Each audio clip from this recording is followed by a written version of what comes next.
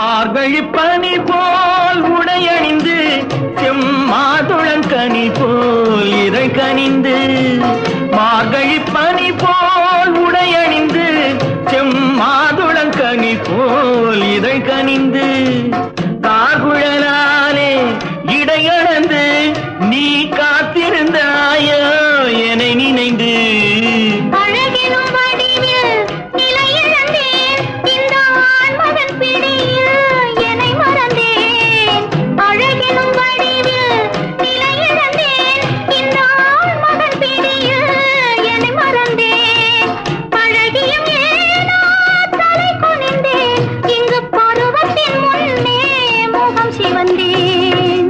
சிரித்தாள் தங்க பதுமை